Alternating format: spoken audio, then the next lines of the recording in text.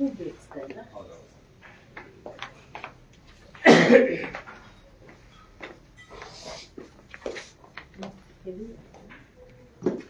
ಇದನ್ನು ಒಂದು ಎಕ್ಸ್ಪ್ಲನೇಷನ್ ಅಥವಾ PPT-ನಲ್ಲಿ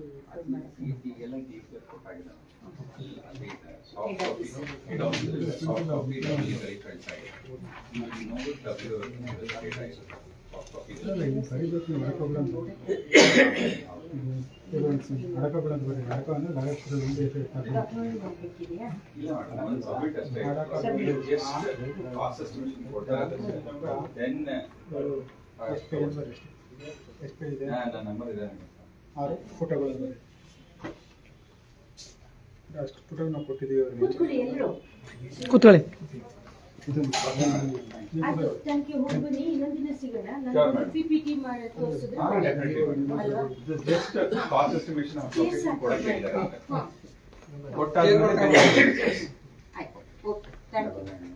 ಹೊಸಕ್ಕೆ ನೀವು ಬನ್ನಿ.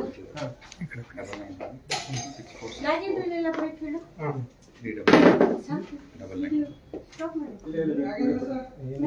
ಇದು ವಿಡಿಯೋ ಅಲ್ಲ, ಲೈವ್ ಮಾಡಿ. ಅದು ಏನಾಗುತ್ತೆ ಅನ್ನೋದಾದ್ರೆ ಮಿಸ್ಯೂಸ್ ಆಗುತ್ತೆ.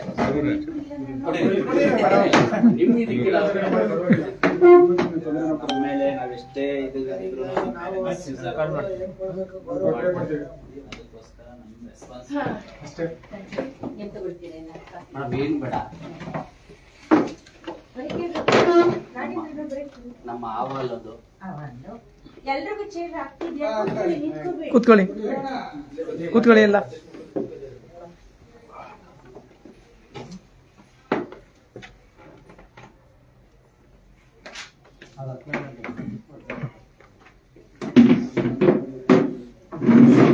ಒಳಗಡೆ ಏನಾನ ಹೋಗಿ ಪ್ರಶ್ನೆ ಮಾಡಿ ಏನಾದ್ರು ಕೇಳಿದ್ರೆ ಎಲ್ಲ ಧಮಕಿ ಆಗೋದು, ಗೋಡೆಗಳನ್ನ ಬಿಟ್ಟು ಗಲಾಟೆ ಮಾಡಿಸೋದು, ಈ ಥರ ಎಲ್ಲ ಮಾಡ್ತಾರೆ. ಇಲ್ಲಿ ಸಮಾಧಾನ ಮಾತಾಡುವಂಥ ವ್ಯಕ್ತಿಗಳು ಯಾರು ಇರಲ್ಲ. ನಾವು ಅನ್ಯಾಯನ ಪ್ರಶ್ನೆ ಮಾಡಿದ್ರೆ ಸಾಕು, ಅಕ್ಕಪಕ್ಕ ರೋಡಿಗಳನ್ನೆಲ್ಲ ಗುಡ್ಡೆ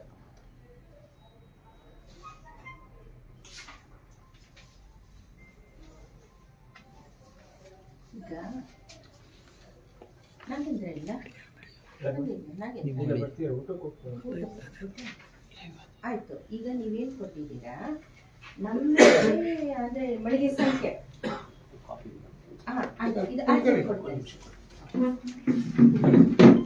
ನಿಮ್ಮ ಮೇಲೆ, ನಮ್ಮ ಮೇಲೆ ಅಂತ ನಾನು ಹೇಳಿ, ಅದರ ಮೇಲೆ ಮಳಿಗೆ ಸಂಖ್ಯೆ 158ರ ಬಿ ಸ್ವಾಮಿ ಮಂಡಿಯ ಚಿಕ್ಕೇಗೌಡರು, ಅವರ ಮಗನಾದ ಪ್ರದೀಪ.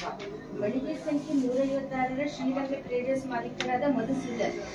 ಜೀವನ್ ಟ್ರೇಡರ್ಸ್ ಮಾಲೀಕರಾದ ಅಂಬರೀಶ್. ಮಳಿಗೆ ಸಂಖ್ಯೆ 166. ಲಕ್ಷ್ಮೀ ಮಂಡಿಯ ರಾಮಕೃಷ್ಣ. ಮಳಿಗೆ ಸಂಖ್ಯೆ 162. ಭುವನೇಶ್ವರಿ ಟ್ರೇಡರ್ಸ್ ನಾಗರಾಜು ಮತ್ತು ಅವರ ಮಗ ಶ್ರೀಕಾಂತ್. ಮತ್ತು ಮಳಿಗೆ ಸಂಖ್ಯೆ 157ರ ಶಿವಪ್ಪ ಮಂಡಿಯ ಮಳಿಗೆ ಸಂಖ್ಯೆ 182ರ ಹರೀಶ್ ಮಳಿಗೆ ಸಂಖ್ಯೆ 47ರ ಗಂಗರಾಜು. ಮಳಿಗೆ ಸಂಖ್ಯೆ 169 ದೇವರಾಜು ಮತ್ತು ನೀಲಕಂಠ. ಇವರುಗಳ ಮೇಲೆ ಸೂಕ್ತ ಕಾನೂನು ಕ್ರಮ ಜರುಗಿಸಿ ಮತ್ತು ರೈತರಿಗೆ ಮತ್ತು ರೈತ ಮುಖಂಡರಿಗೆ ಅವಮಾನಿಸಿರುವ ಇವರುಗಳ ಪರವಾನಗಿಯನ್ನು ರದ್ದುಪಡಿಸಬೇಕೆಂದು ಪ್ರಾರ್ಥನೆ ಅಂತ ಕೊಟ್ಟಿದ್ದೀರಾ.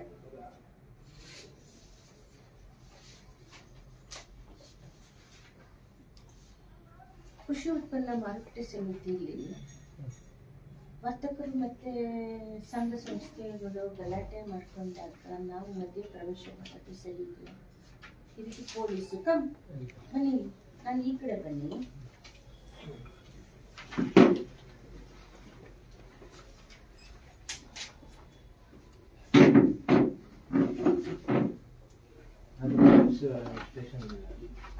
ಇದು ಕರ್ನಾಟಕ ರಾಷ್ಟ್ರ ಸಮಿತಿ ಪಕ್ಷದವರು. ಅವ್ರು ಏನ್ ಹೇಳ್ತಾರೆ ಅಂದ್ರೆ, ಹಲವಾರು ಮಂಡಿಗಳಿದೆ, 156, 158, 166, 188, 157, 169 ಇದ್ದಾರೆ ವರ್ತಕರುಗಳು. ನಮ್ಗೆ ಅವಮಾನ ಮಾಡಿದ್ದಾರೆ. ಮತ್ತೆ ಇವರುಗಳ ಮೇಲೆ ಏನು ಅವಾಚ್ಯ ಶಬ್ದಗಳನ್ನ ಮತ್ತೆ ಕೊಳೆದ ತರಕಾರಿಗಳನ್ನ ರೈತ ಮುಖಂಡರ ಮೇಲೆ ಹಾಕಿ ಗಲಾಟೆ ಮಾಡಿದ್ದಾರೆ. ಇವರ ವಿರುದ್ಧ ಸೂಕ್ತ ಕಾನೂನು ಕ್ರಮ ಜರುಗಿಸಿ ರೈತರಿಗೆ ಮತ್ತು ರೈತ ಮುಖಂಡರಿಗೆ ಅವಮಾನಿಸಿರುವ ಇವರುಗಳ ಪರವಾನಗಿಯನ್ನು ರದ್ದುಪಡಿಸಬೇಕೆಂತ ಅವರು ಪ್ರಾರ್ಥನೆ ಮಾಡಿದ್ದಾರೆ. ಪರವಾನಗಿಯನ್ನು ನಾವು ರದ್ದುಪಡಿಸೋದು ಯಾವ ಹಂತದಲ್ಲಿ? ಪರವಾನಗಿ ತಗೋವಾಗ ಕೆಲವೊಂದು ಕಂಡೀಷನ್ಸ್ ಹಾಕಿರ್ತೀವಿ. ಏನದು ಒಂದು ತರ್ಸ್ಬಿಟ್ರೆ ನಮ್ಮ ಲೈಸೆನ್ಸ್ ಅಪ್ಲಿಕೇಶನ್ ಇವ್ರುಗಳಿಗೂ ಗೊತ್ತಾಗ್ತದೆ. ಇದ್ರೊಳಗಡೆ ನಾವೇನ್ ಇಲ್ಲ ಪರವಾನಗಿನ ರದ್ದುಪಡಿಸಿ ಅವರು ಇವ್ರನ್ನ ನಿಲ್ಸಿದ್ದಾರೆ. ಅಂದ್ರೆ ರೈತರನ್ನ ನಿಂದಿಸಿರೋದು ರೈತರನ್ನ ಕಂಪ್ಲೇಂಟ್ ಅರ್ಥ ಏನ್ ಗೊತ್ತಾ ನನ್ನನ್ನು ಒಬ್ಬ ರೈತನ ಅವಮಾನ ಮಾಡಿದ್ದಾರೆ ಅಂತ ಪಕ್ಷದಿಂದ ಕೊಡ್ತಾ ಇದ್ದಾರೆ. ಪಕ್ಷದ ವತಿಯಿಂದ ನೀವು ಪಕ್ಷದಿಂದ ಕೊಡ್ತಾ ಈಗ ಇದ್ದೀರಾ? ಈ ತರ ರೈತರು ಈಗ ನಮ್ಮ ಕೃಷಿ ಮಾರುಕಟ್ಟೆ ಏನಿದೆ ಅಂದ್ರೆ ಅದು ರೈತರದಿಂದ ನಡೀತಾ ಇರೋದಕ್ಕೋಸ್ಕರ ಕೃಷಿ ಮಾರುಕಟ್ಟೆ ಇರುವಂತದ್ದು. Correct. ಅದು ಇರುವಂತದ್ದು ಸತ್ಯ ಘಟನೆ. ಅದು ಇಷ್ಟೆಲ್ಲ ಅಧಿಕಾರಿಗಳಿದ್ದಾರೆ ಅಂತಂದಾಗ ಅದರ ಅಡಿಯಲ್ಲಿ ಬರುವಂತವ್ರು ಅಧಿಕಾರಿಗಳೆಲ್ಲ ಬರುವಂತದ್ದು. ಒಬ್ಬ ರೈತ ಅಲ್ಲಿಗೆ ಆತನ ವಸ್ತುಗಳನ್ನ ತಗೊಂಬಂದು ಅಲ್ಲಿ ಮಾರುಕಟ್ಟೆ ಮಾಡ್ಲಿಲ್ಲ ಅಂದ್ರೆ ಈ ರೈತರು ಎಲ್ಲಿ ಉಳಿತಾರೆ ಅಥವಾ ಅಧಿಕಾರಿಗಳು ಎಲ್ಲಿ ಬರ್ತಾರೆ? ಈ ಕೃಷಿ ಮಂಡಳಿ ಏನಕ್ಕೆ ಬೇಕು? ಆದ್ರೆ ಆತನಿಗೆ ಆಗಿರೋಂತ ಅವಮಾನ ಇದೆಯಲ್ಲ ಅದನ್ನ ಯಾವುದೇ ಕಾರಣಕ್ಕೂ ಈ ರಾಜ್ಯದಲ್ಲಿ ಯಾರು ಒಪ್ಪೋದಿಲ್ಲ.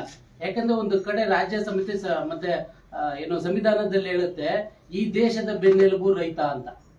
ಆದ್ರೆ ಈ ದೇಶದ ಬೆನ್ನೆಲುಬು ರೈತ ಅಂತ ಹೇಳ್ತಾರೆ, ರೈತನ ಈ ರೀತಿಯಾಗಿ ಅವಮಾನ ಮಾಡ್ತಾರೆ ಅಂದ್ರೆ ಮಧ್ಯವರ್ತಿಗಳು ದಳ್ಳಾಳಿಗಳು ಇವರೆಲ್ಲ ಮಾಡ್ತಾರೆ ಅಂದ್ರೆ ಅದು ನಿಮ್ಮ ಹ್ಯಾಂಡ್ ಓವರ್ ಅಲ್ಲೇ ಬರುವಂತದ್ದು. ಅವ್ರ ಮೇಲೆ ಸೂಕ್ತ ಕ್ರಮವನ್ನ ತಗೊಬೇಕಾಗಿರುತ್ತದೆ ನೀವೇನೆ. ಇದಕ್ಕೆ ಯಾರು ಬರೋದಿಲ್ಲ ಇದರಲ್ಲಿ. ಅವಮಾನ ಮಾಡಿದ್ರು ಇವ್ರಿಗೆ ಆಗಿರುತ್ತೆ ಏನಿದೆಯೋ ದಾಖಲಾತಿಗಳು ರೈತರಿಗೆ Correct. ಇದು ಸರ್ ಆ ದಾಖಲಾತಿಗಳು ನೋಡಿ ರೈತರಿಗೆ ಒಬ್ಬರಿಗೆ ಅನ್ಯಾಯ ಆದಾಗ ಖಂಡಿತ ಒಬ್ರು ಕೇಳಕ್ ಹೋದ್ಮೇಲೆ ಅವ್ರ ಮೇಲೆ ರೌಡಿ ತರ ಏನಿದ್ರು ಅವ್ರ ಕಾನೂನು ಕ್ರಮ ಏನೈತೆ ಅದು ಮಾಡ್ಬೇಕು. ಏಕಾಏಕಿ ರೌಡಿಗಳನ್ನೆಲ್ಲ ಕರ್ಸ್ಕೊಂಡು ಗಲಾಟೆ ಮಾಡೋದು ಆತರ ಆಗಿದೆ ಅಂತ ಸರ್, ಈಗ ಅದರಲ್ಲಿ ಈಗ 64 ಲಕ್ಷ ಜನ ವೀಕ್ಷಣೆ ಮಾಡಿದ್ದಾರೆ. 64 ಲಕ್ಷ ಜನ ವೀಕ್ಷಣೆ ಮಾಡಿದ್ದಾರೆ ಇಡೀ ರಾಜ್ಯಾದ್ಯಂತ. ಯಾಕಂದ್ರೆ ಇದು ಕೇಳಿರೋದು ಒಬ್ಬ ರೈತನ ಪರವಾಗಿ. ಈ ವಿಚಾರವಾಗಿ ಮುಖ್ಯಮಂತ್ರಿ ಹತ್ರನೂ ಲೆಟರ್ ಹೋಗಿದೆ. ನೀರಜು ನೀವು ನಮ್ಮ ಲೈಸೆನ್ಸ್ ಅಲ್ವಾ? ಆಮೇಲೆ ಅವ್ರದ್ದು ಮಂಡಿ ಯಾವ್ದು ಅವ್ರದ್ದು ಮಂಡಿ ಇದೆ. ಆಮೇಲೆ ಮೇಡಮ್ ನಿಮ್ಮ ಗಮನಕ್ಕೆ ನೋಡಿ, 100ಕ್ಕೆ 10% ಅಂದ್ರೆ 100 ರೂಪಾಯಿಗೆ 10% ನ ಕಮಿಷನ್ ನ ತಗೊಂಡಿರುವಂತದ್ದು ನಿಮ್ಗೆ ಗೊತ್ತಿರ್ಬೇಕು. ಸೆಕ್ಷನ್ ಅಡಿಯಲ್ಲಿ 48 78ರಲ್ಲಿ ನಿಮ್ಗೆ ಏನ್ ಹೇಳುತ್ತೆ ಅನ್ನೋದಾದ್ರೆ ಅದನ್ನ ಯಾವುದೇ ರೈತನಿಂದ ಅದನ್ನ ನೀವು ತಗೊಬೇಕು ಅನ್ನೋದಾದ್ರೆ ತರಕಾರಿಗೆ 2ರಿಂದ 5% ಅಂತಿದೆ. ಅದ್ರಲ್ಲೂ ಕೂಡ ತರಕಾರಿಗೆ ಏನು ಇಲ್ಲ. ಆದ್ರೆ ಅದನ್ನ ತಗೊಬೇಕಾಗಿರುವಂತದ್ದು ಆ ಪರ್ಸೆಂಟೇಜ್ ಅಲ್ಲಿ ತಗೊಬೇಕು. ಆದ್ರೆ ಇವರು 100ಕ್ಕೆ 10% ನ ತಗೊಂಡಿರುವಂತ ದಾಖಲಾತಿಗಳಿದಾವೆ. 20% ಬರುತ್ತೆ. ಅದು ವಾಹನ ಮತ್ತೆ ಇವರೇನು ಬೇರೆ ಬೇರೆ ಏನು ಕೂಲಿ ಇದೆಲ್ಲ ಹಾಕಿರೋದು ನೋಡಿದ್ರೆ 20% ಮೇಡಮ್. ಯಾವ ರಾಜ್ಯದಲ್ಲಿ ಈ ತರ ಆದ್ರೆ ರೈತರು ನಿಜವಾಗ್ಲೂ ಬದುಕಲಿಕ್ಕೆ ಸಾಧ್ಯನಾ? ಬೆಲೆನೇ ಇಲ್ಲ. ಅಂದ್ರೆ ಈಗ ಒಂದು ಚಪ್ಪಲಿಗೆ MRP ಇದೆ, ಒಂದು ಲಿಕ್ಕರ್ ಬಾಟ್ಲಿಗೆ MRP ಇದೆ. ರೈತನ ಐಟಮ್ಗೆ MRP ಇಲ್ಲ. ಅದ್ರಲ್ಲೂ ಕೂಡ ಈ ರೀತಿಯಾಗಿ ಆಗ್ತಾ ಇರೋಂಥದ್ದು ದೌರ್ಜನ್ಯ. ನೀವು ಕಮಿಷನ್ ತಗೊಳ್ಳಿ, ಏನಿದೆ ಅದನ್ನ ಕಮಿಷನ್ ತಗೊಳ್ಳಿ. 10% ಅಂದ್ರೆ ನೋಡಿ ಮೇಡಮ್, ಟೋಟಲ್ ಅಮೌಂಟ್ ಅವ್ರು ತಗೊಂಡಿರೋಂಥ ಕಮಿಷನ್ ಅಮೌಂಟ್ಗೆ ಇದನ್ನ ತಗೊಳಂಗೇ ಇಲ್ಲ. ಆದ್ರೂ ಕೂಡ ತಗೊಂಡಿದ್ದಾರೆ. ಇನ್ನೊಂದು ಪೇಪರ್ ಅಲ್ಲಿ ಇದೆ, ಇನ್ನೊಂದು ಪೇಪರ್ ಇಲ್ಲಪ್ಪ ಅದರಲ್ಲಿ ನೋಡಿ ಮೇಡಮ್. ಇದರಲ್ಲಿ 60 ಇಲ್ಲಿ ಹಾಕಿದ್ರೆ ಎಲ್ಲ ನಿಮಗೆ ಗೊತ್ತಾಗುತ್ತೆ. ಟೋಟಲ್ ಅಮೌಂಟ್ 7,700 ರೂಪಾಯಿ. ಅದರಲ್ಲಿ 1,120 ರೂಪಾಯಿ 70 ರೂಪಾಯಿ ಹಾಕಿದ್ದಾರೆ. ಇದನ್ನ ಯಾವ ರೀತಿಯಾಗಿ ತಗೊಂಡಿದ್ದಾರೆ? 400 ರೂಪಾಯಿ ಏನು, 770 ಏನು, ಇದನ್ನೆಲ್ಲ ಯಾವ ರೀತಿಯಾಗಿ ಆಗ್ಬಿಟ್ಟಿದೆ ಅಂದ್ರೆ ಶುಲ್ಕ 100ಕ್ಕೆ 10 ರೂಪಾಯಿ % ಕಮಿಷನ್. ಆಮೇಲೆ ಏನ್ ಅಲ್ಲಿ ಕೂಲಿ ಕಾರ್ಮಿಕರು ಅಂತ ಮಾಡ್ತಾರಲ್ಲ ಕೂಲಿದು, ಮತ್ತೆ ಇದು ನಿಲುಗಡೆದು ಅದ್ರದ್ದು ಕೂಡ ಸೇರಿಸಿ 20% ಬರುತ್ತೆ ಮ್ಯಾಮ್. 20% ಈ ರಾಜ್ಯದಲ್ಲಿ ರೈತನ ಹತ್ರ ತಗೊಂಡ್ರೆ ರೈತರ ಉದ್ಧಾರ ಆಗ್ಬೇಕಾ? ಏನಾಗ್ಬೇಕು? ಆಮೇಲೆ ಇವತ್ತಿನ ನಿಮ್ಗೆಲ್ಲ ಗೊತ್ತಿರ್ಬೇಕು, ಎಲ್ಲ ಖಾಸಗೀಕರಣ ಆಗ್ಬಿಟ್ಟಿದೆ. ರೈತಂದು ಒಬ್ಬಂದು ಮಾತ್ರ ಮಾರಾಟಗಾಟ ಖಾಸಗೀಕರಣ ಆಗಿಲ್ಲ ಅಂದ್ರೆ ಅವನ್ ಬೆಂಬಲ ಬೆಲೆನೇ ಇಲ್ಲ.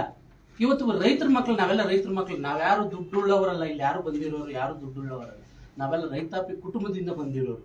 ಇವತ್ತು ನಮ್ಮ ಮಕ್ಕಳನ್ನ ಓದ್ಸಕ್ ಆಗ್ತಾ ಇಲ್ಲ, ನಮ್ಮ ಜೀವನನ ಕಟ್ಕೊಳಕ್ ಆಗ್ತಾ ಇಲ್ಲ.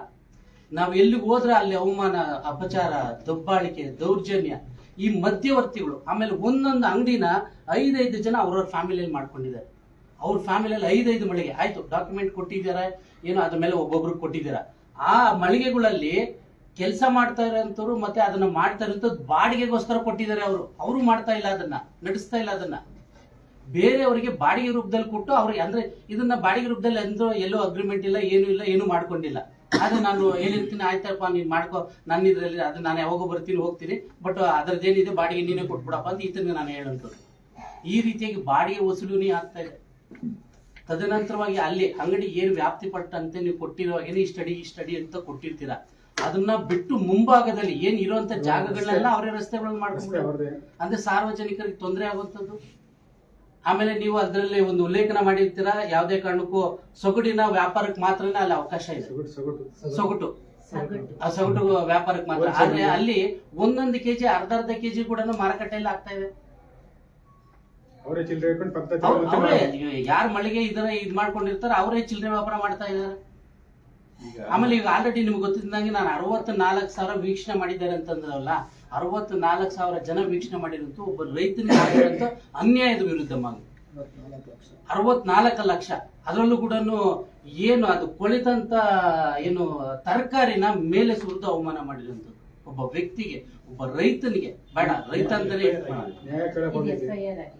ಎಫ್ಐಆರ್ ಆಗಿದೆ, ಕೋರ್ಟ್ ಅದೇನಿದೆ ಅದು ನಡೀತಾ ಇದೆ. ಬಟ್ ನಾನು ಹೇಳಂತದೇನಪ್ಪ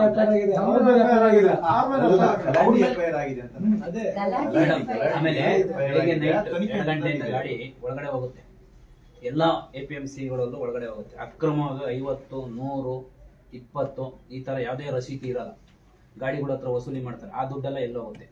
ಇಲ್ಲ ಅದು ಗೇಟ್ ಪಾಸ್ ಗೇಟ್ ಪಾಸ್ ಯಾವ್ದಾದ್ರು ಕೊಡ್ಬೇಕಲ್ಲ ಕೊಡ್ತಾರೆ. ನಾವು ಮೈಕಲ್ ಅನೌನ್ಸ್ ಮಾಡ್ತಾ ಇದೀವಿ, ಕೇಳಿ ಪಡೀರಿ ಅಂತಾನು ಮೈಕಲ್ ಅನೌನ್ಸ್ ಮಾಡ್ತಾ ಇದೀವಿ. ಗೇಟ್ ಪಾಸ್ ನಮ್ ಗಾಡಿ ಹೋಗ್ತದೆ, ಈಗ ಅದು ಗಾಡಿ ಗೇಟ್ ಪಾಸ್ ಕೊಡ್ತಾರೆ. ಸರ್ ಅದು ಸರ್ಕಾರಕ್ಕೆ ಬಂದ್ರೆ ಪರವಾಗಿಲ್ಲ. ತಗೊಂಡು ನಾವು ಕೇಳ್ಬಿಟ್ರೆ ಏನಾಗುತ್ತೆ ಗೊತ್ತಾ, ಯಶವಂತಪುರದ ಸರ್ ಪ್ರವೇಶ ಶುಲ್ಕ ಕೊಡ್ಲಿಲ್ಲ ಅಂದ್ರೆ ದೌರ್ಜನ್ಯ. ಅದರೊಳಗಡೆ ಪ್ರವೇಶ ಶುಲ್ಕ ಮಾತ್ರ, ಯಾವುದು ದೌರ್ಜನ್ಯ ಇಲ್ಲ. ಪ್ರವೇಶ ರಸೀದಿ ತಗೊಂಡು ಹೊರಗಡೆ ಹೋಗ್ಬೇಕು. ಈಗ ಆಯ್ತು ಗಾಡಿ ಒಳಗೆ ಹೋದ್ರೆ ಇರಪ್ಪ ಇಲ್ಲಿ ಒಂದ್ ನಿಮಿಷ ಇಲ್ಲಿ ನೀವು ಈಗ ನೀವು ಬಂದಿರೋದು ಈ ವಿಷಯಕ್ಕೆ, ಇದನ್ನ ಮಾತಾಡಿ. ಈಗ ನೀವು ಇದು ಕಾನೂನು ಕ್ರಮ ಕೈಗೊಳ್ಳಿ ಅಂತ ಕೊಟ್ಟಿದ್ದೀರಾ, ಇದೇನಿದೆ ವಿಚಾರ ಮಾಡಿ ಕಾನೂನು ಕ್ರಮ ಇದಕ್ಕೆ ನಾವು ತಗೋಬಹುದಾ? APMC ಆಕ್ಟ್ ಅಲ್ಲಿ ಈ ವಿಷಯಕ್ಕೆ ನಾವು ಯಾವ ಸೂಕ್ತ ಅಲ್ಲ ನಾವು ಪರಿಶೀಲನೆ ಮಾಡ್ತೀವಿ ಬಿಡಿ. ಒಂದು ಪರವಾನಗಿಯನ್ನ ರದ್ದುಗೊಳಿಸಬೇಕು ಅಂದ್ರೆ ಅದಕ್ಕೆ ಅದರದ್ದೇ ಆದ ಪರಿಮಿತಿಗಳಿದೆ. ಏನು ಲೈಸೆನ್ಸ್ ಕೊಡುವಾಗ ಅವ್ರಿಗೆ ಏನು ಕೊಟ್ಟಿರ್ತೀವಿ, ನೀವು ಮಾರುಕಟ್ಟೆ ಪ್ರಾಂಗಣದೊಳಗೆ ಪ್ರತಿನಿತ್ಯ ನಡೆಯುತ್ತಾ ವ್ಯಾಪಾರ ವಹಿವಾಟಿಗೆ ಧಕ್ಕೆ ತಂದ್ರೆ ನಿಮ್ಮ ಲೈಸೆನ್ಸ್ ಅನ್ನು ರದ್ದುಗೊಳಿಸಲಾಗುವುದು ಅಂತ ಕಂಡೀಷನ್ ಹಾಕಿರ್ತೀವಿ. ಕಂಡೀಷನ್ ಒಳಗಡೆ ನಾವು ನೀವು ಕೊಟ್ಟಿರೋ ದೂರು ಸಂಬಂಧ ಬರುತ್ತಾ ಒಂದು ಪರಿಶೀಲನೆ ಮಾಡ್ತೀವಿ. ನಿಮ್ಗೆ ಈ ಹಿಂದೆ ನಡೆದಂತ ಘಟನೆಯಿಂದ ನೋವಾಗಿದೆ, ಸಂದರ್ಭಗಳು ಏನಾಗುತ್ತೆ, ಗಲಾಟೆ ನಡೆಯುವಂತ ಸಂದರ್ಭಗಳು ನಮ್ಗೆಷ್ಟೇ ತಾಳ್ಮೆ ಇದ್ರು ಅದು ಒಂದು ಕ್ಷಣದಲ್ಲಿ ವ್ಯತ್ಯಾಸ ಆಗೋಗುತ್ತೆ. ಅವರು ಒಂದ್ ಏನೋ ನಡೆದೋಗಿರುತ್ತೆ, ಈ ಕಡೆ ಒಂದ್ ಏನ್ ನಡೆದೋಗುತ್ತೆ. ಅದಕ್ಕೆ ಏನಂತ ಹೇಳ್ತಾರೆ, ಆ ಸಂದರ್ಭನ ಗಲಾಟೆ ಅಂತಲೇ ಹೇಳೋದು, ಶಾಂತ ರೀತಿ ಅಂತ ಹೇಳಲ್ಲ, ಅದನ್ನ ಗಲಾಟೆ ಅಂತಲೇ ಹೇಳೋದು. ಈಗ ಅದು ಆಗೋಗಿದೆ, ನಿಮ್ಗೂ ಬೇಜಾರಾಗಿದೆ. ಆಮೇಲೆ ನಾವು ಅದನ್ನ ನಿರ್ವಹಿಸೋರು ನಾವು ಕೂಡ ಓಡ್ ಬಂದಿರ್ತೀವಿ. ಯಾರಿಗೆ ನಿಮಗ್ ನೋವಾದ್ರೂ APMC ಮೇಲೆ ಪರಿಣಾಮ ಬೀಳುತ್ತೆ, ವರ್ತಕರಿಗೆ ನೋವಾದ್ರೂ APMC ಮೇಲೆ ಪರಿಣಾಮ ಬೀಳುತ್ತೆ. ಅಧಿಕಾರಿಗಳು ಏನ್ ಮಾಡ್ತಿದ್ರು ಅನ್ನೋದೇ ಒಂದು ಪ್ರಶ್ನೆ ಮೇಲೆದ್ದು ನಿಲ್ಲುತ್ತೆ. ಹಾಗಾಗಿ ಇಲ್ಲಿ ಒಬ್ರಿಗಾಗಿರೋ ನೋವು ಅನ್ಕೊಂಡೆ ನಾವು ಹೋಗೋದ್ ಬೇಡ. ನೋವನ್ನ ಶಮನಗೊಳಿಸೋದಕ್ಕೆ ನನ್ನ ಕೈಲಿ ಏನಾಗುತ್ತೆ ಅದನ್ನ ನೋಡೋಣ. ಅದು ಏನು ಕಾನೂನು ಪರಿಮಿತಿ ಒಳಗಡೆ, ಅದನ್ನ ಬಿಟ್ಟು ನಮ್ ಕಾನೂನ ಉಲ್ಲಂಘಿಸಿ ನಮ್ಗೆ ಏನ್ ಪರಿಮಿತಿ ಇರುತ್ತೆ ಆ ಚೌಕಟ್ಟಿನೊಳಗಡೆನೆ ನಾವು ಕೆಲಸ ಮಾಡ್ಬೇಕಾಗತ್ತೆ. ಇದು ನೀವು ಕೊಟ್ಟಿರುವಂತ ದೂರು ಆ ಚೌಕಟ್ಟಿನೊಳಗಡೆ ಬಂದಿದ್ಯಾ ನೋಡಿ ನಾವು ಅದಕ್ಕೆ ಉತ್ತರ ಕೊಡ್ತೀವಿ. ಇನ್ನ ಇದ್ರೊಳಗಡೆ ನೀವು ಅವ್ರು ಏನು ಬಿಳಿ ಚೀಟಿ ಈ ಹಿಂದೆನೂ ಕೂಡ ವಿಶ್ವನಾಥ್ ಅವ್ರು ಕೊಟ್ಟಿದ್ರು, ಅವ್ರು ಕೊಟ್ಟ ದೂರಿನ ಮೇರೆಗೆ ನಾವು ಅವ್ರಿಗೆ ಪತ್ರ ಬರ್ದಿದ್ವು. ರೈತನಿಗೂ ನಾವು ಪತ್ರ ಹಾಕಿದೀವಿ. ರೈತರು ಏನ್ ಕೊಟ್ರು, ನಮ್ಗೆ ಯಾವ್ದೇ ರೀತಿಯ ದಲ್ಲಾಳಿನ ಅವರು ಪಡೆದಿಲ್ಲ ಅಂತಾನೆ ಕೊಟ್ಟಿದ್ದಾರೆ. ಎಲ್ಲಾ ಕಾಪಿ ಸೇರಿಸಿ ನಾವು ವಿಶ್ವನಾಥ್ ಅವ್ರಿಗೆ ಪತ್ರ ಕೊಟ್ಟಿದೀವಿ, ಕಮಿಷನ್ ತಗೊಂಡಿಲ್ಲ, ನಾವು ಅವ್ರ ದೂರಿಗೆ ಸ್ಪಂದಿಸಿದೀವಿ. ಆದ್ರೆ ರೈತರೇ ನಾವು ಕಮಿಷನ್ ಪಡೆದಿಲ್ಲ ನಮ್ಮಿಂದ ಅಂತ ಅವ್ರು ಪತ್ರ ಕೊಟ್ಟಾಗ ನಾವ್ ಏನ್ ಮಾಡ್ಬೇಕಾಗುತ್ತೆ? ಕಮಿಷನ್ ಪಡೆದವರಲ್ಲ ಕೊಡ್ತೀನಿ ಕಂಪ್ಲೇಂಟ್. ಆಯ್ತು, ಅದನ್ನ ಕೊಡಿ. ಅವ್ರ ಕಾನೂನು ಪ್ರಕಾರ ನಿಯಮಾನುಸಾರ ಏನಿದೆ ಅದನ್ನ ನಾವು ಕ್ರಮ ಕೈಗೊಳ್ತೀವಿ. ನಮ್ಗೆ ಈಗ ಅದನ್ನೇ ನೀವ್ ಹೇಳಿದ್ದು ಹೌದು, ಅದೇ ತರನೇ ಅದಾಗಿರುತ್ತೆ. ಯಾಕೆಂದ್ರೆ ನಿಮ್ಗೆ ಗೊತ್ತಿದ್ದಾಗೇನೆ ನಮ್ಗೇನಾ ಇದು ಇದೊಂದು ಇದು ನಿಮ್ಮ ಅಪಾಯಿಂಟ್ಮೆಂಟ್ ಹೌದು, ನಮ್ಮ ಪಕ್ಷದ ವತಿಯಿಂದ ಕೊಟ್ಟಿರೋದು ಇದು ಹೌದಾ? ಇದು appointment. ಕೊಡಿ ಗ್ರಾಹಕರು ಹೆಂಗ್ ನಡ್ಕೋಬೇಕು ಇನ್ಯಾವ್ದಿದೆ ಅಪಾಯಿಂಟ್ಮೆಂಟ್ ಅಲ್ಲಿನ ಮಳಿಗೆ ಮಾಲೀಕರು ಒಬ್ಬೊಬ್ರು ರೈತರು ಇದ್ದಾರೆ. ನನ್ ತೊಂದ್ರೆ ಆದ್ರೆ ಯಾರು ಕೊಡಿ. ಅದೆಲ್ಲ ಯಾವುದಿಲ್ಲ ಆಮೇಲೆ ಅವ್ರು ಕೊಡಿ. ಹೊರಗಡೆ ಹೋಗಿ ಮೇಡಮ್, ನನಗೆ ಅನ್ಸಿದ ಇದ್ದಂಗೆ ರೈತನಿಗೆ ಅವಮಾನ ಮಾಡುವಂತದ್ದು ಎಲ್ಲೂ ಇಲ್ಲ. ಆದ್ರೆ ಅದು ನಿಮ್ಮ ಆಕ್ಟ್ ಅಲ್ಲಿ ಬಂದೇ ಬರುತ್ತೆ, 100% ಶೋರ್ ಆಗಿ ಬರುತ್ತೆ. ಅದಲ್ಲ, ಯಾವ್ದು ರೈತರಿಗೆ ಅವಮಾನ ಅಲ್ಲ. ರೈತರೇ ನಾವು ಬೇರೆ ರೈತರು. ರೈತರಿಗೆ ಅವಮಾನ ಮಾಡಿದ್ರೆ ಅನ್ನ ಬೆಳೆದ್ರೆ ಅದೇ ನಾನು ದಯವಿಟ್ಟು ನನ್ನ ತಿಳುವಳಿಕೆ ಮೇರೆಗೆ ಅದನ್ನ ಹೇಳಿದೀನಿ. ಅಲ್ಲ, ಪಾಯಿಂಟ್ ನೀವೆಲ್ಲ ಯಾಕಂದ್ರೆ ರೈತರನ್ಬೋದು, ನಾವು ರೈತರ ಮಕ್ಕಳೇ. ಏನೋ ಒಂದ್ ಸ್ವಲ್ಪ ವಿದ್ಯೆ ನನ್ನ ಮೊಬೈಲ್ ಅಲ್ಲಿದೆ. ಈ ಸ್ಥಾನಕ್ಕೆ ಬಂದು ಬಂದಿದ್ದೀವಿ. ನಾನು ಮೊದಲಿಂದಲೂ ಏನ್ ಹೇಳಿದ್ದೀನಿ ಅನ್ಯಾಯ ಆಯ್ತು ಅಂದ್ರೆ ನಾವು ಯಾರು ಕೂಡ ಕಾಂಟ್ಯಾಕ್ಟ್ ರೈತರ ಮಾಡ್ಬೇಕು ಕುಟುಂಬದಿಂದ ಬಂದಿರೋದು. ಯಾವ ಇದರಿಂದ ಬಂದಿಲ್ಲ. ಹೌದು. ಏನೋ ಒಂಚೂರು ವಿದ್ಯೆ ನಮ್ಗೆ ಒಲ್ತಿದೆ, ದೇವರು ಒಂದು ಸ್ಥಾನ ಕೊಟ್ಟಿದ್ದಾನೆ, ಇಲ್ಲಿ ಕುಳಿತಿದ್ದೀವಿ. ಬಿಟ್ರೆ ನಾವು ಕೂಡ ವ್ಯವಸಾಯ ಮಾಡ್ಕೊಂಡು ರೈತ ಕುಟುಂಬದಿಂದ ಬಂದಿದ್ದೀವಿ. ಅದ್ರಲ್ಲಿ ನಂಗೆ ಇವ್ರನ್ನ ನೋಡಿ ಆಶ್ಚರ್ಯ ಆಯ್ತು. ನಮ್ಮ ಇವರು ನಿಮ್ ಪಕ್ಷ ಸೇರಿದರೆ ಓಕೆ ಆಯ್ತು, ಅದೊಂದು ವೈಯಕ್ತಿಕ ವಿಷಯ. ಆದ್ರೆ ಯಾವುದೇ ಪೇಟೆ ಕಾರ್ಯಕರ್ತ ಆಗಿ ಮಾರುಕಟ್ಟೆ ಪ್ರಾಂಗಣದ ಆಸ್ತಿಗೆ ಧಕ್ಕೆ ತರದ ಹಾಗೆ ಅವ್ರು ಹೋಗ್ಬೇಕು. ಪೇಟೆ ಕಾರ್ಯಕರ್ತರಿಗೆ ನಿಯಮಗಳಿರುತ್ತೆ. ಅವರು ನಿಮ್ದೇ ನಿಯಮಗಳು ಬೇರೆ ಇರುತ್ತೆ, ನಮ್ದು ನಿಯಮಗಳು ಬೇರೆ ಇರುತ್ತೆ, ಇವ್ರದ್ದು ಬೇರೆ ಇರುತ್ತೆ. ನಾವು ರೈತರ ಪರವಾಗಿ ಇದೀನಿ ಮೇಡಮ್. ಅಲ್ಲಲ್ಲ. ನಮ್ದು ಇವಾಗೂ ಅದೇನೆ. ನಿಮ್ದೊಂದು ಪಕ್ಷ, ನಿಮ್ದೊಂದು ಸಂಘಟನೆ, ನಿಮ್ದೊಂದು ಬೈಲ, ನಿಮ್ದೊಂದು ನಡವಳಿಕೆಗಳಿರುತ್ತೆ. ಪೇಟೆ ಕಾರ್ಯಕರ್ತರಿಗೆ ಅವರದ್ದೇ ಆದ ಕರ್ತವ್ಯಗಳು, ಜವಾಬ್ದಾರಿಗಳಿರುತ್ತೆ. ಅಧಿಕಾರಿಗಳಿಗೆ ಅವರದ್ದೇ ಆದ ಕರ್ತವ್ಯಗಳು, ಜವಾಬ್ದಾರಿಗಳಿರುತ್ತೆ. ಯಾರು ಯಾವುದನ್ನು ಬ್ರೇಕ್ ಮಾಡದೆ ಆ ದಾರಿನ ಉಲ್ಲಂಘಿಸದೆ ನಾವು ನಡಿಬೇಕಾಗುತ್ತೆ. ಆ ಚೌಕಟ್ಟಿನೊಳಗಡೆ ಕಾರ್ಯನಿರ್ವಹಿಸಬೇಕಾಗುತ್ತೆ. ಇದ್ರೊಳಗಡೆ ನಾನು ಏನಿದೆ ಇದ್ರ ಪರಿಶೀಲನೆ ಮಾಡಿ ಇವತ್ತು ನಮ್ಮ ವಾಸುಕಿ ಇದ್ದಾರೆ, ನಾಗೇಂದ್ರ ಇದ್ದಾರೆ. ನಾಗೇಂದ್ರ ಈಗ ಪ್ರಸ್ತುತ ಅಲ್ಲೇ ಕಾರ್ಯನಿರ್ವಹಿಸ್ತಿದ್ದಾರೆ. ಏನಿದೆ ಅದನ್ನು ನೋಡ್ಬಿಟ್ಟು ನಾನು ಇದು ಮಾಡ್ಕೊಡ್ತೀನಿ. ಇದನ್ನ ಅಸೋಸಿಯೇಷನ್ ಅವ್ರನ್ನ ಒಂದು ಸಭೆ ಕರೆಯೋದು. ಅವರು ಈಗ ಫಾಸ್ಟ್ ಘಟನೆ ಆಗೋದು, ಒಂದು ಕೂರಿಸಿ ಅವರನ್ನು ಕರೆದು ಅವ್ರ ಕಡೆಯಿಂದ ಒಂದು ಉತ್ತರ ಪಡೆದು ಒಂದು ಮೀಟಿಂಗ್ ಮಾಡ್ಲೇಬೇಕಾಗುತ್ತೆ. ಆದ್ರೆ ನೀವು ಶಾಂತ ರೀತಿಲಿ ಸಮಾಧಾನದಿಂದ ಹೋದ್ರೆ ಅವ್ರನ್ನು ಕೂರ್ಸೋಣ, ಇವ್ರನ್ನು ಕೂರ್ಸೋಣ. ಆದ್ರೆ ನಮ್ಮ ಪ್ರಯತ್ನಕ್ಕೆ ಒಂದು ಜಯ ಸಿಗ್ಬೇಕು ಅಷ್ಟೇ. ಒಂದು ಪ್ರಯತ್ನ ಮಾಡೋಣ. ನಾವು ಅವ್ರ ಜೊತೆ ಕೂತ್ಕೊಳ್ಳೋಣ ಮೇಡಮ್. ಹಿಂದೆ ಒಂದ್ಸರಿ ಅವ್ರು ಗಲಾಟೆ ಮಾಡಿದ್ದಾರೆ, ನಾವು ಅವ್ರ ಜೊತೆ ಬರೋದಿಲ್ಲ. ನಮ್ಗೇನು ಹಿಂದೆ ಮೆಟ್ರೋದಲ್ಲಿ ಒಬ್ಬ ರೈತನ ಹತ್ತಿಸ್ತಿರೋದಕ್ಕೆ ಹೊಳೆ ಬಟ್ಟೆ ಹಾಕೊಂಬಂದಾನೆ ಅಂತ ಇಡೀ ಇದೇ ಕರ್ನಾಟಕನೇ ಅದ್ರ ಬಗ್ಗೆ ಎಚ್ಚರಿಕೆ ತಗೊಂಡು, ಒಬ್ಬ ರೈತನಿಗೆ ಮಾಲ್ ಒಳಗೆ ಬಿಡ್ದಿರೋದಕ್ಕೆ ಲಂಚ ಉಟ್ಕೊಂಬಂದಾರೆ ಅಂತ ಇಡೀ ಕರ್ನಾಟಕನೇ ಅದಕ್ಕೆ ಬರ್ತು. ಈ ಒಬ್ಬ ರೈತನ ಮೇಲೆ ತರಕಾರಿ ಸುರಿದು ಅವಮಾನ ಮಾಡಿದ್ದಾರೆ ಅಂದ್ರೆ ಅವರು ಇದು ನಿಮ್ಮ ಬೈಲಲ್ಲಿ ನನ್ನ ಅನಿಸಿದ ಪ್ರಕಾರವಾಗಿ ಮೇನ್ ಪಾಯಿಂಟ್ ಅದೇ ಆಗಿದೆ. ಅದೇ ತರಕಾರಿ ಮಾರಿ ಜೀವನ ಮಾಡ್ತಿರೋದು. ನಾವು ರೈತ ಬೆಳೆದು ಜೀವನ ಮಾಡ್ತಿರೋದು. ಅಲ್ಲ, ರೈತರಿದ್ರೆ ಅವರು ನೋಡಿ, ಅವರು ಸ್ವಂತ ರೈತರು. ನಾವಿದ್ರೆ ಅದೇ ರೈತರು ತರಕಾರಿ ಸುರಿದು ಅಷ್ಟು ಜನ ಮುಂದೆ ಅಷ್ಟು ಅವಮಾನ ಮಾಡಿದ್ದಾರೆ ಅಂದ್ರೆ ನಾವು ವರ್ತಕರು ನಾಯಕರು. ವರ್ತಕರ ಕೆಲಸಕ್ಕೆ ಬೆಲೆ ಇಲ್ಲ. ವರ್ತಕರ ಕೆಲಸಕ್ಕೆ ಅವ್ರು ಮಾಡಿರೋ ಕೆಲಸಕ್ಕೆ, ವರ್ತಕರ ಕೆಲಸಕ್ಕೆ ಆಡಳಿತ ಅಧಿಕಾರಿಗಳಿಗೆ ಬೆಲೆ ಇದ್ದಂಗೆ ಮಾಡಿದ್ದಾರೆ ಅವ್ರ ಕೆಲಸನ. ಲೆಕ್ಕಕ್ಕೆ ಹೋದ್ರೆ ನಿಮ್ಗೂ ಮರ್ಯಾದೆ ಕೊಟ್ಟಿಲ್ಲ ಮೇಡಮ್ ಅವರು. ಈಗ ಯಾರು ಮರ್ಯಾದೆ ಕೊಡಿ, ಯಾರು ನಾವು ಮರ್ಯಾದೆ ಕೊಡಿ ಅಂತ ಹೋಗಲ್ಲ. ನಾವು ಮಾಡೋ ಕೆಲಸಗಳು ನಮ್ಗೆ ಮರ್ಯಾದೆನ, ನಾವು ಆಡೋ ಮಾತುಗಳು ನಮ್ಗೆ ಕೊಡ್ಬೇಕು. ಎಲ್ರು ಒಂದು ಸಾರ್ವಜನಿಕ ಸ್ಥಳದಲ್ಲಿ ಒಬ್ರಿಗೊಬ್ರು ಉದ್ರೇಕಿಸ್ತಂತ ಮಾತುಗಳನ್ನ ಆಡದೇನೆ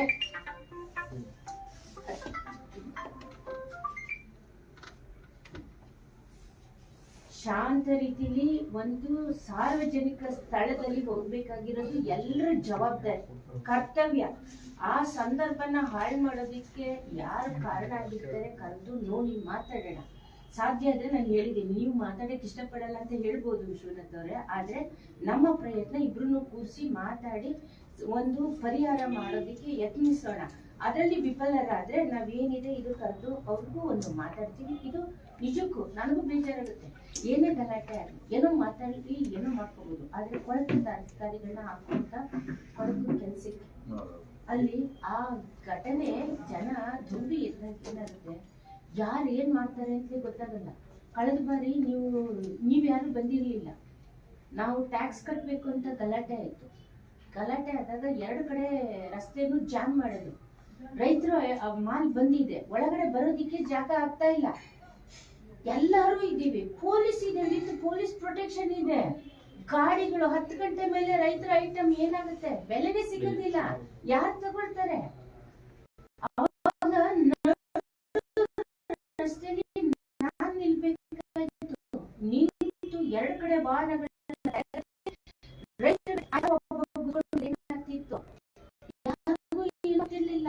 ನನ್ನ ಕುಟುಂಬ ಅಧಿಕಾರಿಗಳು ಬರ್ತಾರೆ, ಕೆಲಸ ಯಾರು ಜವಾಬ್ದಾರ ಆಗ್ತಿದ್ರು, ತಗೊಳ್ತೀವಿ. ಯಾರಿಗೋಸ್ಕರ? ರೈತರಿಗೋಸ್ಕರ. ನೀವು ಹೇಳಿದ್ರಿ ಯಾವಾಗ 100ಕ್ಕೆ 100ರಷ್ಟು ಸತ್ಯವಾದ ಮಾತು. ರೈತರ ಶೋಷಣೆ ತಪ್ಪಿಸೋದಿಗೆ ಈ APC ನಾನು ಅದನ್ನು ಪ್ರಶ್ನೆ ಮಾಡಲ್ಲ. ನನ್ನೆಲ್ಲ ಅಧಿಕಾರಿಗಳು ನಾವು ಮ್ಯಾಕ್ಸಿಮಮ್ ಎಫರ್ಟ್ ಹಾಕಿದ್ದೀವಿ. ಒಂದು ಸ್ವಚ್ಛತೆಲಾಗಲಿ ಇದನ್ನ ನಿರಂತರವಾಗಿ ಸರ್ಕ್ಯುಲರ್ ಕೊಟ್ಟಿದ್ದೀವಿ. ರೈತರಿಂದ ದಲ್ಲಾಳಿ ತಗೋಬೇಡಿ, ರಸ್ತೆ ಮೇಲೆ ಹಾಕಬೇಡಿ. ಅಲ್ಲಿ ಸ್ವಲ್ಪ ಹೈಟ್ ವ್ಯತ್ಯಾಸ ಆಗಿದೆ, ಕಟ್ಟುವಾಗ ಎಲ್ಲರೂ ಕೆಳಗಡೆನೆ ಹಾಕೊಳ್ತಾರೆ. ಐಟಮ್ ಜಾಸ್ತಿ ಬಂದಾಗ ರಸ್ತೆ ಮೇಲೆ ಬರ್ತಾರೆ. ನಾವು ಹಲವಾರು ರಾತ್ರಿಗಳು ರೆಗ್ಯುಲೇಷನ್ ಮಾಡಿ ನಿಮ್ಮ ಲೈಸೆನ್ಸ್ ರದ್ದುಗೊಳಿಸ್ತೀವಿ, ನಮ್ಮ ಮಂಡಿನ ವಶಪಡಿಸ್ಕೊಳ್ತೀವಿ, ಅವಾಗ ಕೊಡ್ತಾನೆ ಇರ್ತೀವಿ. ಆಮೇಲೆ ನೀವು ಇನ್ನೊಂದು ಪಾಯಿಂಟ್ ಹೇಳಿದ್ರಿ, ಚಿಲ್ಲರೆ ಮಾರಾಟ ಮಾಡ್ತಾರೆ. ಈ ಮೊದಲೆಲ್ಲ ಚಿಲ್ಲರೆ ವರ್ತಕರು ಇಲ್ಲೇ ಇಲ್ಲ. ವರ್ತಕರು ನಾವೇನು ಲೈಸೆನ್ಸ್ ಕೊಟ್ಟಿರಲಿಲ್ಲ. ಯಾರೋ ಬಡಬಗ್ರು 15 kg 1 kg ಯಾವ ಆ ನಂತರ ಏನು ಹೇಳ್ತಿರುತ್ತೆ ಜನರು, ಅದು ಮಾನವೀಯತೆ ದೃಷ್ಟಿಯ ನಿಮ್ಮ ಅಂಗಡಿ ಪಕ್ಕದಲ್ಲಿ ಇಲ್ಲೇ ಬಡಿಯಲ್ಲೇ ಮಾಡ್ಬೋದು. ಆತರ ಮಾಡ್ತಾ ಇಲ್ಲ. ಮುಂದೆ ಅವರೇ ಬಾಡಿ ಕೊಡೋದಕ್ಕೆ ನಿಷ್ಕರ್ಣಿಯಾಗಿ ಕಷ್ಟ ಆಗುತ್ತೆ. ಅಂಗಡಿ ಸಿಗದೇ ಇರೋ ವರ್ತಕರುಗಳಿಗೆಲ್ಲ ಓಪನ್ ಆಕ್ಷನ್ ಪ್ಲಾಟ್ಫಾರ್ಮ್ ಅಲ್ಲಿ ಮಾಡ್ಕೊಂಡಿದ್ದೀವಿ.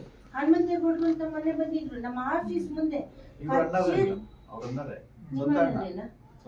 ಅವರು ಕಚೇರಿ ಮುಂದೆ. ಅದೇನಾಯ್ತು, ಬೆಳಗ್ಗೆ ಎದ್ರೆ ವೆಂಕಟೇಶ್ ಅವರು ವಿಡಿಯೋ ಮಾಡೋದು ನಮ್ಗೆ ಕೊಡೋದು. ಎಲ್ಲೂ 1-2-3 ದಿನದಿಂದ ನಮ್ಗೆ ಅವ್ರ ವಿಡಿಯೋಗಳು ಬಂದಿಲ್ಲ. ಮೊದಲೇ ಹನುಮಂತರಾಜು ಅವರ ಕರೆಸಿ ಓಪನ್ ಆಕ್ಷನ್ ಪ್ಲಾಟ್ಫಾರ್ಮ್ ಅಲ್ಲಿ ಜಾಗ ಕೊಟ್ಟಿದ್ದೀವಿ. ಮುಂದೆ ಏನಾದ್ರೂ ಅಲ್ಲಿ ಮಳಿಗೆಗಳಿದ್ರೆ ಹಂಚಿಕೆಗೆ ನೀವು ಕೂಡ ಸ್ಪರ್ಧೆ ಮಾಡ್ಬೋದು. ಆದ್ರೆ ಲೈಸೆನ್ಸ್ ಎಲ್ಲಾರ್ಗು ನೀಡಿದಾಗ ಲೈಸೆನ್ಸ್ ಕೊಡುವಾಗ ನಿಮ್ಗೆ ನಿವೇಶನ ಕೊಡ್ತೀವೋ ಅಂಗಡಿ ಕೊಡ್ತೀವೋ ಅಂತ ನಾವು ಕೊಟ್ಟಿರಲ್ಲ. ನೀವೇನ್ ತಗೊಂಡಿರ್ತೀರೋ ವ್ಯಾಪಾರ ವಹಿವಾಟನ್ನ ನಾವು ಮಾಡಿ ನಮ್ಮ ಹೊಟ್ಟೆ ಪಾಡು ಜೀವನ ಮಾಡ್ಕೊಳ್ತೀವಿ ಅನ್ನೋ ಇದ್ರ ಮೇಲೆ ಕಂಡೀಷನ್ ಮೇಲೆ ಲೈಸೆನ್ಸ್ ಕೊಟ್ಟಿರ್ತೀವಿ. ಅದನ್ನ ನೀವು ಅರಿತುಕೊಂಡು ಒಂದು ಮಾರುಕಟ್ಟೆ ಪ್ರಾಂಗಣದ ಸ್ವಾಸ್ಥ್ಯ ಹಾಳಾಗದಂಗೆ, ಗಲಾಟೆಯಾಗಿ ಅವ್ರಿಗೂ ನಿಮ್ದು ವೈಮನಸ್ಯ ಬರದಂಗೆ ನಡ್ಕೊಂಡು ಹೋಗಿ ಅನ್ನೋದಷ್ಟೇ ನನ್ನ ಮನವಿ. ಇನ್ನ ಇದೇನಿದೆ ಇದೆಲ್ಲವನ್ನೂ ನಾವು ಪರಿಶೀಲಿಸ್ತೀವಿ. ಮಾತಾಡಿಲ್ಲ ಏನಾಗಿದೆ ಮೇಡಮ್, ಈಗ ಅಂಗಡಿ ಹಂಚಿಕೆ ಆದ್ರೂ ಕೂಡ ಅವ್ರ ಅಂಗಡಿಗಳ ಬಾಡಿಗೆ ಕೊಟ್ಕೊಂಡು ಖಾಲಿ ಜಾಗದಲ್ಲಿ ವ್ಯಾಪಾರ, ನೀವು ಡೈಲಿ ಬರ್ತೀರಾ ಸರ್ ಮಾರ್ಕೆಟ್ಗೆ? ನೀವು ಅಬ್ಸರ್ವ್ ಮಾಡ್ತಾ ಇದ್ದೀರಾ? ನೀವು ಡೈಲಿ ಎಲ್ಲ ಹಾಕೊಂಡು ಮಾಡ್ತಾರೆ. ಇವ್ರ ಹೆಸರು ಹೇಳೋದು, ನಿಮ್ಮ ಹೆಸರು ಹೇಳೋದು, ಪ್ರಸ್ತಾಪ ಮಾಡೋದು. ಮೊನ್ನೆ ಯಾರು ನಾಗೇಶ್ ಅವರು ಬಂದು ಕೇಳಿದ್ರು, ಅಲ್ಲಿ ಹಾಕ್ಬೇಡಿ ವಾಟರ್ ಬಂದು ಯಾಕಪ್ಪ ಹಾಕಿದ್ರಿ, ನಾನು ನಾಗೇಂದ್ರ ಅವ್ರಿಗೆ ಕಾಸು ಹಾಕಿ ದುಡ್ಡು ಕೊಡ್ತಾ ಇದ್ದೀನಿ ಅಂತ ಕೇಳಿದ್ರು. ಯಾರಪ್ಪ ಹೇಳಿ? ಈಗ ಇವರು ತಗೊಳ್ತಾರೆ, ಅವರು ತಗೊಳ್ತಾರೆ. ಈ ಕಪೋಲ ಕಲ್ಪಿತ ಮಾತುಗಳೆಲ್ಲ ಬೇಡ, ನಮ್ಗೆ ಅದ್ ಬೇಡ. ಅವ್ರು ಹೇಳ್ತಾರೆ, ಅವ್ರು ಹೇಳ್ಬೋದು, ನಾಳೆ ಇನ್ಯಾರು ಏನೋ ಹೇಳ್ತಾರೆ. ಸುಮ್ನೆ ಅವೆಲ್ಲ ಅನವಶ್ಯಕ ಮಾತುಗಳು ಇದ್ರಲ್ಲಿ ಬೇಡ. ಈಗ ನೀವು ಮನವಿ ಕೊಟ್ಟಿದ್ದೀರಾ, ನೊಂದಿದ್ದೀರಾ, ನನ್ಗೂ ಗೊತ್ತಾಗಿದೆ, ಅರ್ಥ ಆಗಿದೆ. ನಿಮ್ಮ ನೋವು ಏನಿದೆ ಇದು ನನ್ನ ಕೈಲಿ ಪರಿಹಾರ ಎಷ್ಟು ಮಾಡ್ತೀನಿ ನಿಮ್ಗೆ ನಾನು ಪ್ರಾಮಿಸ್ ಮಾಡೋಕ್ಕಾಗಲ್ಲ. ಅದನ್ನ ಕ್ರಮ ಅಂತ ಕೈಗೊಳ್ತೀನಿ. ಅವ್ರನ್ನೆಲ್ಲ ಕರೆಸ್ತೀನಿ, ನಾನು ಮಾತಾಡ್ತೀನಿ. ನನ್ನ ಕೈಲಿ ಸಾಧ್ಯ ಆದರೆ ನಿಮ್ಮೆಲ್ಲರನ್ನು ಸಭೆ ಸೇರಿಸಿ ಒಂದು ಮುಖಾಮುಖಿ ಮಾತಾಡೋಕೆ ಅವಕಾಶ ಮಾಡ್ಕೊಡೋಣ. ನಾವು ಇರ್ತೀವಿ, ನಿಮ್ಗಳನ್ನ ಅಷ್ಟೇನೆ ಕೂರಿಸಿ ಏನೋ ಮಾತಾಡ್ಕೊಳ್ಳಿ ಅಂತಲ್ಲ, ನಿಮ್ಮ ಜೊತೆಯಲ್ಲಿ ನಾವು ಇರ್ತೀವಿ. ನಿಮ್ಗೆ ಯಾರಿಗೂ ಅವಮಾನ ಆಗ್ದಂಗೆ ನೋಡ್ಕೊಳ್ಳೋದು ನನ್ನ ಜವಾಬ್ದಾರಿ, ಆಯ್ತಾ? ನೀವು ಸಮಾಧಾನ ಚಿತ್ತದಿಂದ ಹೋಗ್ಬೇಕು, ನಡ್ಕೊಳ್ಳೋಣ. ನೆಕ್ಸ್ಟ್ ವೀಕ್ ಹೊಸ ವರ್ಷದಲ್ಲೇ ಇದು ನಮ್ಮ ವಿಶ್ವನಾಥ್ ಹಲವಾರು ಬಾರಿ ಬಂದು ಹೋಗಿದ್ದಾರೆ. ನಾವು ಅವ್ರಿಗೆ ಒಂದು ಇದು ಮಾಡ್ತೀವಿ. ಅವಮಾನ ಇದುವರೆಗೂ ನಿಮ್ಮನ್ನ ನಮ್ಮ ಕಚೇರಿ ಯಾವತ್ತೂ ಆ ರೀತಿ ನಡೆಸ್ಕೊಂಡಿಲ್ಲ. ನಾನು ಬಂದ್ಮೇಲೆ ಬೇರೆಯವರು ನಿಮ್ಮನ್ನ ನಡೆಸ್ಕೊಳ್ದಂಗೆ ನೋಡ್ಕೊಳ್ಳೋದು ನನ್ನ ಜವಾಬ್ದಾರಿ. ಈಗೇನಾಗುತ್ತೆ ಅದು ಪ್ರಯತ್ನ ನಾವು ಮಾಡೋಣ. ಪ್ರಯತ್ನ ಮಾಡಿ ಯಾರು ಸಾಕು. ಒಬ್ಬರು ಮಾಡಿದ್ರೆ ಅವ್ರ ಸಾಕ್ಷಿ ಒಂಚೂರು ಆನೆಕಲ್ ಹೊರಡ್ಬೇಕು. ಒಂದು ಲ್ಯಾಂಡ್ ಸರ್ವೆ ಇನ್ನ ರಿಪೋರ್ಟ್ 2-3 ದಿನ ಇತ್ತು ಕೊಟ್ಟಿಲ್ಲ. ಅದಕ್ಕೋಸ್ಕರ ಒಂದು ದಯವಿಟ್ಟು ಮ್ಯಾಮ್ ಎರಡೇ ಮಾತು ಮ್ಯಾಮ್, ಇವತ್ತಿನ ರಾಜ್ಯ ಸರ್ಕಾರ ಸಾವಿರಾರು ಕೋಟಿ ರೂಪಾಯಿನ ಜನರ ತೆರಿಗೆ ಹಣೆಯನ್ನ ಇದಕ್ಕೆಲ್ಲ ಬಳಸ್ತಾ ಇದೆ. ರೈತರಿಗೋಸ್ಕರ ರೈತ ಮಾರುಕಟ್ಟೆ, ನೇರ ಮಾರುಕಟ್ಟೆ, ರೈತರಿಗೆ ಅವ್ರಿಗೇನೆ ನೇರವಾಗಿ ಕೊಡಬೇಕು ಅನ್ನೋದನ್ನೆಲ್ಲಾನು. ಬಟ್ ಎಲ್ಲೋ ಒಂದ್ ಕಡೆ ನೋಡ್ತಾ ಇದ್ದಾಗ ಇದೆಲ್ಲ ಒಂದ್ ಕಡೆ ಎಲ್ಲೋ ಇಂಥದ್ರಲ್ಲಿ ಡಸ್ಟ್ಬಿನ್ ಹೋಗ್ತಾ ಇದ್ದೀನೋ ಅಂತ ನನ್ನ ಒಂದು ಅನಿಸಿಕೆ. ಯಾಕಂದ್ರೆ ಈಗೆಲ್ಲ ನೋಡ್ತಾ ಇದ್ರೆ ಹಂಗೆ ಅನಿಸ್ತಾ ಇದೆ. ದಯವಿಟ್ಟು ನಾನ್ ಹೇಳೋಂಥದ್ದು ಮ್ಯಾಮ್, ಅದನ್ನ ನಿಮ್ಮ ಕೈಯಲ್ಲಿದೆ. ಯಾಕಂದ್ರೆ ಅಧಿಕಾರಿಗಳ ಕೈಯಲ್ಲಿ ಇರ್ತದೆ ಅದೆಲ್ಲ. ಅಲ್ಲಿಗೆ ಹೋಗ್ತಿದ್ದಂಗೆ ಡಸ್ಟ್ಬಿನ್ ಹೋಗ್ತಿದ್ದಂಗೆ. ಕೃಷಿ ಉತ್ಪನ್ನ ಮಾರುಕಟ್ಟೆ ಸಮಿತಿ ಮುಂದೆ ಹೇಗಿತ್ತು ಹಿಂದೆ ಹೇಗಿತ್ತು ನಮಗ್ ತಿಳುವಳಿಕೆ ಬರಲ್ಲ.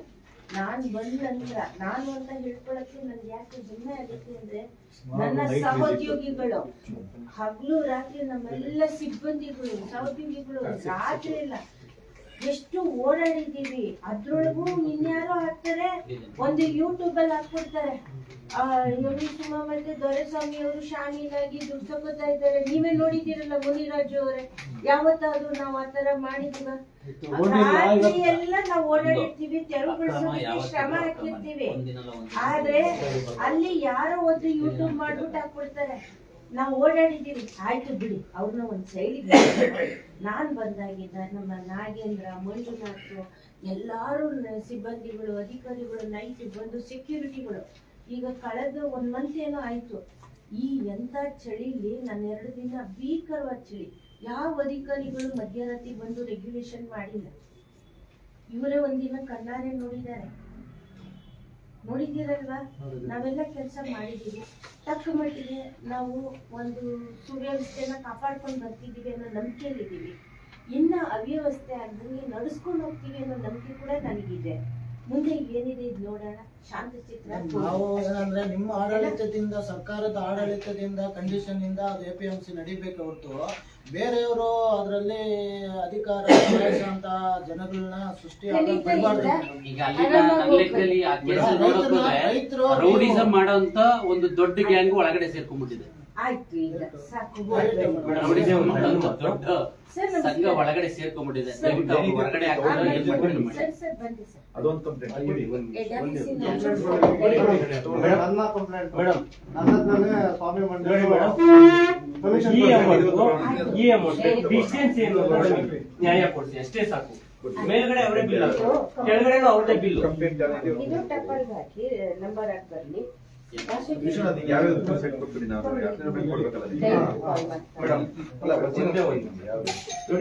ಇದು ಅವರೇ ಹಾಕಿರೋ ಪೇಮೆಂಟ್, ಕೆಳಗಡೆ ಹಾಕಿರೋ ಅವರೇ ಪೇಮೆಂಟ್. ಇದೆರಡಕ್ಕೂ ಏನ್ ಡಿಫ್ರೆಂಟ್ ಇದೆ, ಏನ್ ಬಂತು ಅಂತ ನ್ಯಾಯ ಕೊಡಿ. ಇದು ಒರಿಜಿನಲ್ ಕಂಪ್ಲೇಂಟ್. ಇದು ಕೋಸಿ ಯಾವ್ದಪ್ಪ? ಓಸಿ ಯಾವ್ದು ಕರೆಕ್ಟ್ ಆಗಿ ನೋಡ್ಕೊಳ್ಳಿ. ಅದೇನೆ ನಾನು ತಗೊಳ್ಳಿ, ಹಾಕೊಳ್ಳಿ. ಇದು ಇದು ಓಸಿ ಸರ್. ಇದು ಓಸಿ. ಓಕೆ. ದಯವಿಟ್ಟು ನಮ್ಮ ಆಡಳಿತದಲ್ಲಿ ಗುಣಮಟ್ಟದಲ್ಲಿ ದೊಡ್ಡ ಮಟ್ಟದಲ್ಲಿ ಬದಲಾವಣೆ ಕಾಣೋಣ. ಆಗ್ತಾ ಇರೋ ರೈತರ ಮೇಲೆ ಏನು ಅವಮಾನ ಮತ್ತೆ ಅವ್ರ ಮೇಲೆ ಹಾಕಿರೋಂಥ ದಬ್ಬಾಳಿಕೆ ಆಗಿರ್ಬೋದು. ಮತ್ತೆ ನಾನು ಇನ್ನೊಂದು ಪದಬಳಕೆ ಮಾಡಿದೆ, ಅದ್ರ ಕ್ಷಮೆ ಇರ್ತದೆ ಏನೋ ಗೊತ್ತಿಲ್ಲ.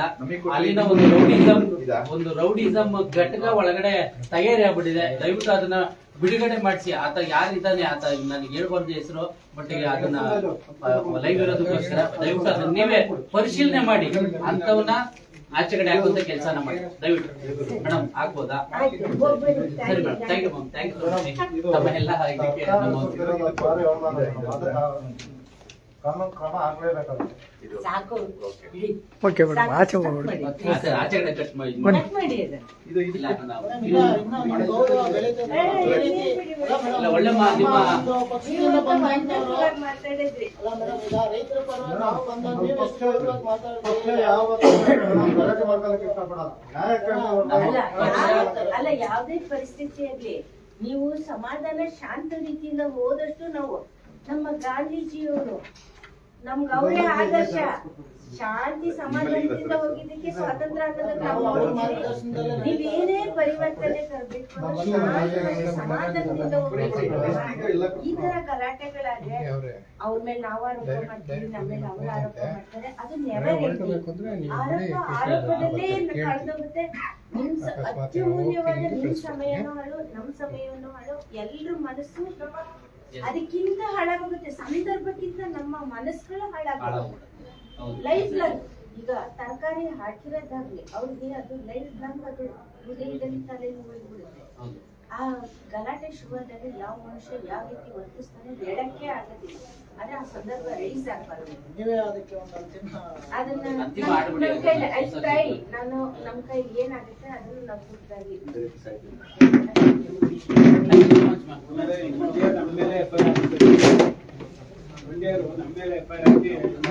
ಈಗ ಆಗ್ಬಿಟ್ಟಿದೆ. ಅದ್ರ ಬಗ್ಗೆ ನಾನು ಮಾತಾಡ್ಬಾರ್ದು. ಅದ್ರ ಬಗ್ಗೆ ನಾವು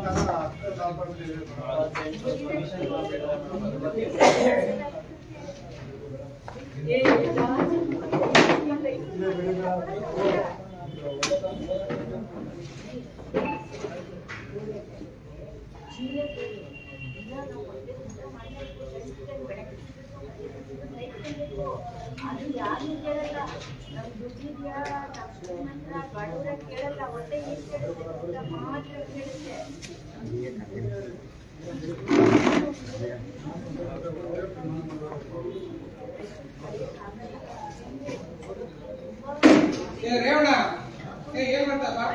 ವಿಶ್ವನಾಥ್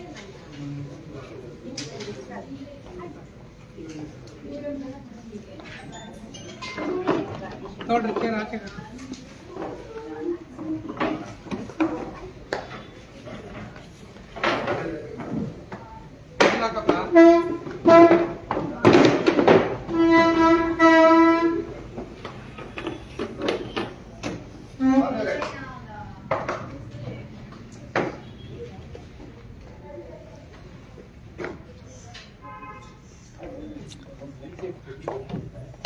ಅದಕ್ಕೆ ಆದಂತ ಈಗ ಹೋಗ್ಬನ್ನಿ. ತೆಗೆಯೋದು ಮಾತ್ರ ನೀವು ಕ್ವಶನ್ ಮಾಡ್ತೀರಾ? ಇಲ್ಲ ಇಲ್ಲ ತೆಗೆಯೋದು ಮಾತ್ರ ಹೇಳ್ಕೊಡ್ತೀರಾ? ಅದಲ್ಲ ಎಲ್ಲ ಯಾವ್ದು ಹೌದಲ್ವಾ? ಈಗ ನೋಡಿ, ಅವರು ತಪ್ಪು ಮಾಡಿದ್ರೆ ಅವ್ರು ಲೈಸೆನ್ಸ್ ತೆಗಿಬಹುದು, ತಪ್ಪೇ ಮಾಡಿಲ್ಲ ಅಂದ್ರೆ ಲೈಸೆನ್ಸ್ ಹೆಂಗ್ ಕ್ಯಾನ್ಸಲ್ ಆಗುತ್ತೆ? ಆಯ್ತು. ಇಂಬರ ತಗೊಳ್ಳೋಣ ಈಗ ಕೊಟ್ಟಿರ್ತೀವಲ್ಲ ನಾವು, ಅದರಲ್ಲಿ ನಾವು ನಿಮ್ದು ದಾಖಲಾತಿ ಕೊಟ್ಟಿದ್ದೀವಿ, ಅದನ್ನ ಟ್ಯಾಲಿ ಮಾಡ್ತಾರೆ. ಟ್ಯಾಲಿ ಮಾಡಿದಾದ್ಮೇಲೆ ಅವ್ರು 100% ಆಗೈತೆ ಅಂದ್ರೆ ಅವರೇ FIR ಮಾಡಿಸ್ಬೋದು. ಮೇಡಮ್ ಅವರಿಗೆ ಅಧಿಕಾರ ಇದೆ. FIR ಅವ್ರ ಮೇಲೇನೆ ಮಾಡ್ಬೋದು. ಯಾಕಂದ್ರೆ ಈ ತರ ಮಾಡಿರೋಂಥದ್ದು ತಪ್ಪು ಇದು ಅಂತೇಳಿ ಅವರೇ ಮಾಡ್ಬೋದು. ನೋಡೋಣ ಬಂದು ತಗೊಳ್ಳೋಣ ಅವರಿಂದ, ಮೇಡಮ್ ಅವರಿಂದ ಏನ್ ಮಾಡಿರ್ತಾರೆ. ಕೆಳಗಡೆ ಹೋಗ್ಬಿಡೋಣ.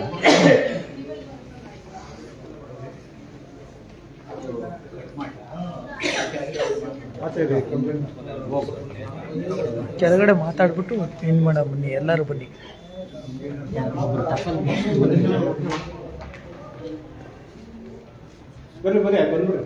ಬನ್ನಿ ಕೆಳಗಡೆ